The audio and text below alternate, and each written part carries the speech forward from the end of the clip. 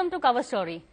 As the BJP gets ready to announce two new chief ministerial faces, we are here to discuss the Modi models of governance. For ever since Narendra Modi has become Prime Minister, he has actually announced three chief ministers. One has been Anandiben Patel in Gujarat to replace him.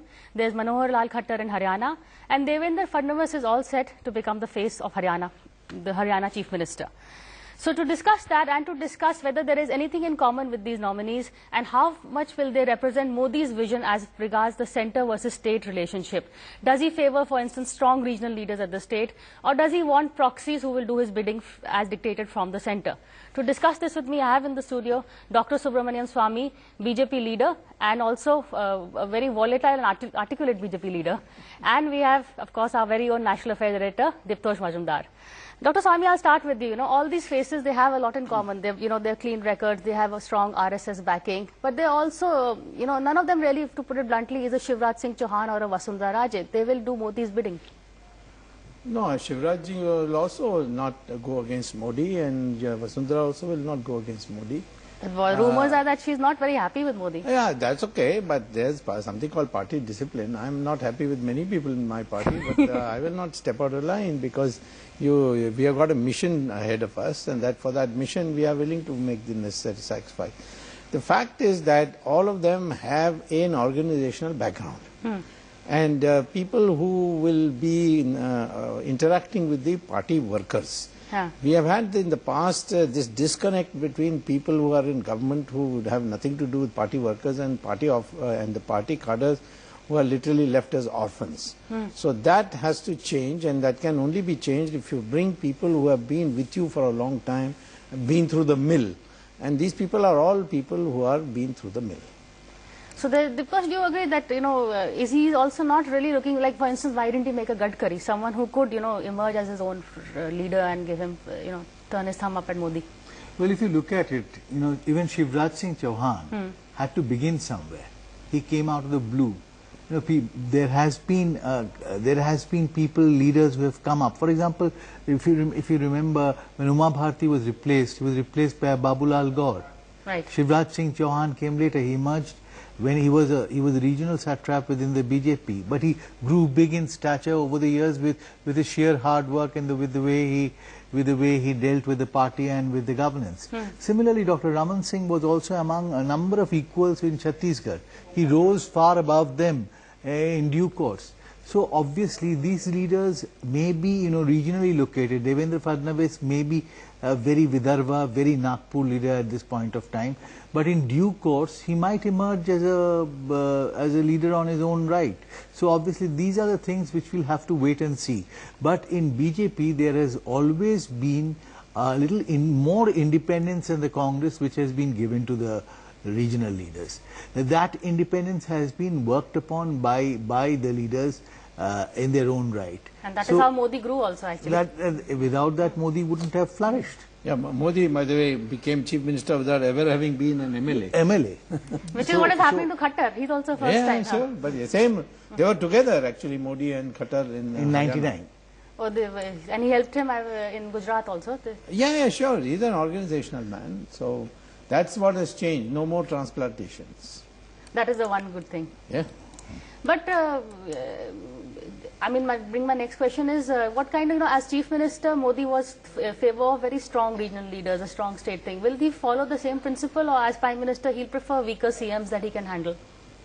No, that's, he has got too big a job for him to start worrying about how the state is run unless there's something going wrong in the state. But he's worrying about how many Babus are in the office, who hires which OSD. That is his own government, you see.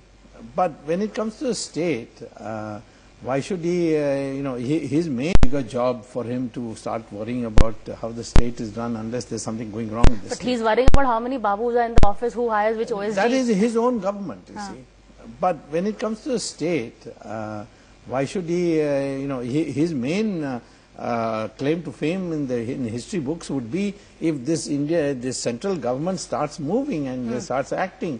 And you can see the way he has gone to Kashmir and on the spot done so many things. These are part of his style, but I don't think that in the system, the culture which the organization has, that anybody can sort of dictate it will never be like what Indira Gandhi did to the regional leaders. That is my next question, is because a lot of people have called him a right-wing Indira Gandhi. Calling names, you can, every day, something or the other. Diptosh, watching. Indira Gandhi brought in the high command culture, which is, if there was a high command culture, it was brought in by Indira Gandhi. There we'll have to make a distinction. Modi has not shown, as of yet, any sign of, imposing the high command straight on the government. Yes, in Gujarat we have seen a bit of, Anandiben Patel following Modi's footsteps, because that's a very strong example to follow. See, Modi has left behind such an imprint on Gujarat. No chief minister who follows him can avoid that image. So that shadow will always be there, and that'll linger. That doesn't in any case weaken Anandiben's position. That only shows that Anandiben cannot escape from the Modi imprint which is there already in Gujarat. But if you look at I think the state to worry about is Maharashtra.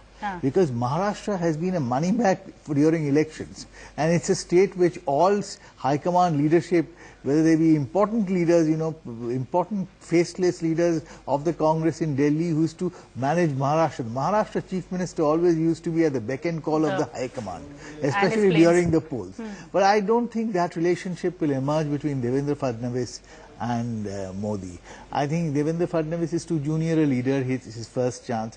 So obviously he won't kind of force issues out. Which is why it suits Modi to have a Fadnavis rather than a Gadkari. No, I won't agree with that. I mean, let him answer then. No, I don't think that. I'm not trying to say that.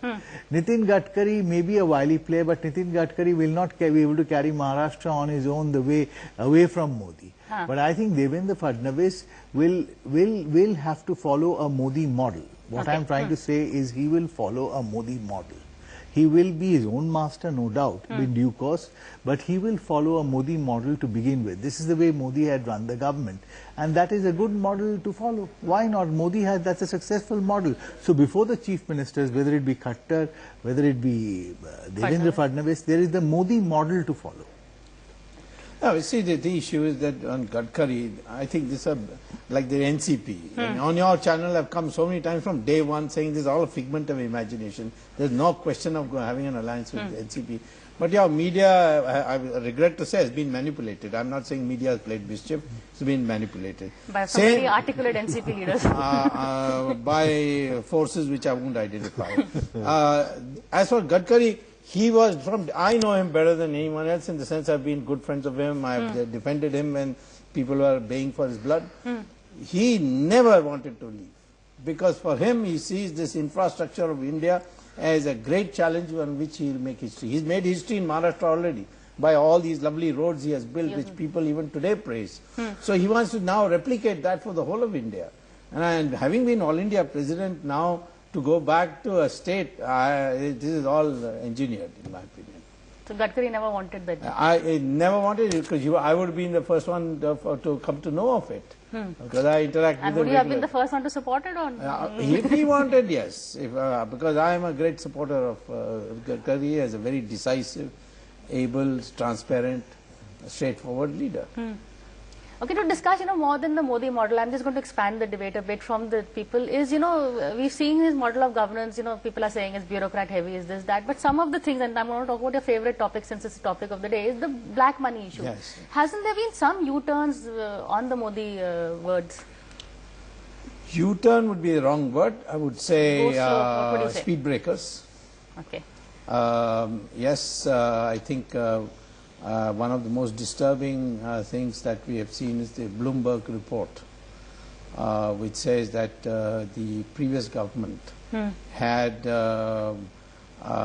compounded it, or rather gave an amnesty to about 70 odd or 100 odd wealthy, influential people in the ministerial ranks also. And then our government has not yet repudiated that. It must repudiate that. It's not linked to the decision to not disclose it unless the charge sheet is filed. In my opinion, is not consistent with what we have been practicing in democracy. When an FIR is registered, only then there can be a charge sheet. All right. Now there is an FIR. Now why shouldn't that those persons named in the FIR come to the public? Here, even if an FIR is not there, we are, their people's names are being brought out. I would like to see both these. There is no legal bar. Why?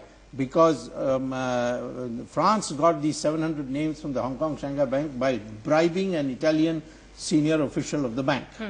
Okay, so it is obtained by bribery, and therefore there is no international regulation that we are bound by.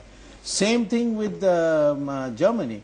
From Liechtenstein Bank, they bribed the senior most officer there, and then ensured through the United States that he would get a new identity and live in the United States. And that the government of Germany offered to us that we have discovered 23 names. So please, let us know whether you want it. First he didn't want to, the Manmohan Singh refused to do it. Then I wrote a letter, he wrote back saying I'm taking steps, but didn't do it. So finally when the Supreme Court got into the picture, those names were brought in, but they were never made public. And then there are names where I have written, for example, about two Swiss banks in Zurich, Sarasin Bank and Pictet Bank. But have you spoken to Modi about ever since, I will speak to him when the time becomes necessary, because Modi is a man who watches all this and suddenly acts. So why should I speak to him if he's going to act anyway? So but I have certainly written to him letters. But do you see that there is a go slow, or there is a different talk in opposition and a different talk in government? I don't see that. You don't see that? I think these speed breakers are temporary in nature. This government had given a promise. This government had working towards all those promises. This is a period when you have to give this government some time. It's settling down. These are issues which require a lot of delicate handling, and I think it will take time. But in a phased out manner, the government will definitely act on it. Because this is one of the big promises which had been made before during the campaign. I mean, from Advani to Modi, this one thing all the major quotes which you have from the prime ministerial candidate of the BJP at that point of time is essentially related to black money. So obviously this is something which Modi is not going to let go of easily. And I think there is an equal measure of black money within the country which needs to be unearthed. The government should be working towards that also, recovering that also. Which is the problem. Jaitley has said one UPA minister. I'm sure you know all the names. I know 7 UPA ministers who have foreign bank accounts. I know also of Sonia Gandhi having foreign bank accounts. I've given that in writing to the Commission on Black Money headed by Justice Shah. And it was a permissive atmosphere, and suddenly the whole country's climate has changed. Now everybody is baying for blood. In those days it was fashionable to do it. I'm sure that there are members in the opposition also who have, but that is not my responsibility. That is a Congress responsibility to reveal their names. Why should I? I've got time limitations, so I can concentrate only on the Congress. So there are 7 ministers I know whose names figure in these 700 plus 33. Will you take those names? No, I won't take their names, because it is the job of the government to do it. Because if I release, you will ask how I got it, where I got it. Some people allege that the government has secretly given it to it. No, it's a question of they will be diverting the debate. I think this is a responsibility of the government. Why should I? But 7 heavyweight UPA ministers. Absolutely. Which could shake the government. Well, no, just Sonia Gandhi's name. Shake the Congress, sorry. Already Mr. Chidambaram has come out in an interview and said that if somebody has done it and from among the Congress. It's only congressman. It's an individual transgression. That's an individual transgression. Right. That's what he has said. So there is already some admission on the part of UPA that there may be a few cases here and there where foreign banks have been used to deposit money. So obviously, I think this is a big giveaway. The other problem with the Modi model that some people are saying is that he makes a lot of announcements, but he's good on announcements, but a little slow on the delivery. Like for instance, doing away with the planning commission. You don't have something to replace it with. That's okay. He has proved that you don't need a planning commission. So is that the idea? He's not going to have a. No, we need a reform body for economic reforms, and that there I will borrow his excuse. And genuine excuse, in my opinion, that it needs to be structured in such a way that the body doesn't just become a debating society. It must have power, And to attract people, you must give them some kind of a solid position. But my point is, isn't Modi taking too long? I mean, look at Narasimha Rao. He was not even sure he'll be Prime Minister, but in 40 days he announced That a was huge... because, no, That was because of, yes, he had somebody like Rao you. had a plan ready which I prepared with, you know, my economic advisor was Manmohan Singh in Chandrasekhar's government, and my Commerce Secretary was Montek Singh. And we got it through the cabinet. It was already ready. All he had to do is implement it. He called me to his house and asked me for the report. I gave it to him, and he went ahead. Yes, he deserves credit for having the political sagacity to implement it. So therefore, you know, scholars are galore in our country who can produce plans. But you need a man who can get it implemented. Today, that kind of plan doesn't exist. But Modi knew he's becoming Prime Minister much before all of us, the rest of the country did. So I'm sure he would have had time, right, to put some plan. Planning, Dr. Swami planning also. commission, you need to talk about it. Planning commission per se is very difficult to replace because every ministry has a additional secretary revenue, has a planning department inbuilt within it. See, the additional secretary revenue is how to raise money. He's going about that. That's one of the planning commission's jobs. So the planning commission had become completely redundant for a long time. You see, we didn't need a planning commission. We didn't need a national advisory council. All these plethora of bodies had come up with definite purposes during the UPA time, which we didn't question. Now we have learned to question them, that these are bodies which shouldn't have existed. And once you want to replace them, you have to come up with something very concrete, very genuine, very need-based. Why do you require a replacement of the planning commission? You know, that's a big question, because all the ministries have their inbuilt planning system within it. So why? But see, planning commission is one of the cornerstones of our federal structure. The fact No, it's an unconstitutional body. But it helped, maybe. That's a different matter. I don't know. It was meant as a Soviet... It helped... Do state plans need to be studied beyond the North Bloc? But it gave the state some connect with the centre. No, that Finance Commission gives you. Finance Commission... You don't need... Planning Commission was a total cancerous body on our system. So where will these chief ministers come when they want funds? They'll go to the finance minister. Absolutely. Funds are to be given by Finance Commission.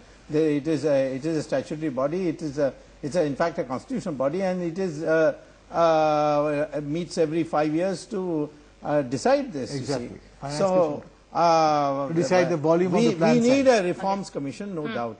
But that reforms commission shouldn't be another planning commission. So therefore, Modi is taking time to think about it. Modi is taking time to think about a lot of things. That is my problem. No, because there are a lot of things to be done. How many things? Look at his going to Siachen. Which Prime Minister went to Siachen? I mean, and in the biting cold, he was there. I mean, see this commitment of this man. He doesn't spend 1 minute for himself. He comes in the morning, 9 o'clock in the office, goes back at 9 o'clock in the night. In fact, the bureaucrats are having breakdowns because of the pace he is keeping. I know, we were told Manmohan Singh was a workaholic, but Modi is adding Manmohan Singh to 10. He's absolutely. 10 times more. To a certain extent, Modi is setting the pace so hard that not just bureaucrats, I would say even ministers are falling behind. And falling behind in a very, very bad way. I know, though all of them are complaining, they've not taken holidays, they're all on the verge of divorces. If you heard of them, they haven't met their wives, so I don't know how long. But moving on to the other big project of Modi is that Swachh Abhiyan, and the fact that he's got friend of yours, Shashi Tharoor. Why Shashi Tharoor as the ambassador? And I think he had got a lot of other people. Anybody also, with Gogoi and so many others. But to get somebody who's, in the midst of a lot of scandals, including, as you well know. It's not, you see, he was a Congress MP. Somebody had to be from the Congress. This man was giving love calls to the BJP. But they were desperate calls. As you said, you were the first to tell us that he's saying this because he's scared of what might come out. The affair is broken up. The affair is broken up, which is why he's picking up a broom and sweeping the streets of Thiruvananthapuram today. Yeah, he can do that, but he criticized Modi for what was the best things that he could do for national integration, go to Kashmir, you see, on Diwali. And the people have welcomed it despite all the extremist noises. He criticized Modi for what was the best things that he could do for national integration, go to Kashmir, you see, on Diwali. And the people have welcomed it despite all the extremist noises, and that he should have welcomed, but that he criticized. But he had to. He's under pressure to. He's just been sacked as a He's going to spokesperson. be in greater pressure in the next 2 weeks. You can just see that. The Sunanda case is hotting up. Yeah. Give us a preview of the next 2 weeks. No, I have made it very clear. Either the government appoints an SIT or I go to court and ask for it through a PIL, because it's an open shut case. The autopsy reports are clear. The attempt to doctor the outcome was clear. His Shashi Tharoor's own emails, plus the fact that they cremated the body within 24 hours. It's unheard of in a natural sudden death. And there are many other things. Some of his testimony is contradictory as to when he came to know that she was dead. So there's plenty, and very conveniently at a particular point of time the closed circuit was out. The man who should know died suddenly, the owner of Leela. So there are lots of loose ends, and it requires to be done. And I know that Sunanda had talked to many journalists and called for a press conference at 4 o'clock, and she had said that these are the things I'm going to make to say. So there's plenty of prima facie case. I am not at this stage, or I'm convinced that he had any direct action in killing her. But in my opinion, he knew, and he's trying to cover up. To get the debate back to the Modi model, the fact that he got someone like Tharoor in shows that there is a certain inclusiveness that he's planning to bring about. Would that be a correct assessment? I think definitely. He was trying to bring in Tharoor because he had to choose somebody from Congress. Who else? If you look at the whole list of Congress, who else would he have chosen? And Shashi Tharoor would have accepted also. He's so right, that is and true. Shashi Tharoor was cooing at that time. So obviously, he had to be brought in. He was begging to be wooed. So the fact of the matter is, I have something against Swachh Bharat campaign as it is being run today. It is getting too much into, too much of a language, too much of an idiom. It has to be followed up by major action, which includes treatment plants. Taking a broom and sweeping the streets is not the end Great of TV, but it's a very good publicity for all those who are participating in it. But beyond that, the treatment plants, the water purification, everything has to be followed up. Our drinking water is all non-vegetarian except that which comes in a bottle. But the last question, to bring the focus back on the faces that we are discussing, Fadnavis, Manohar Khattar, and to an extent Anandiben.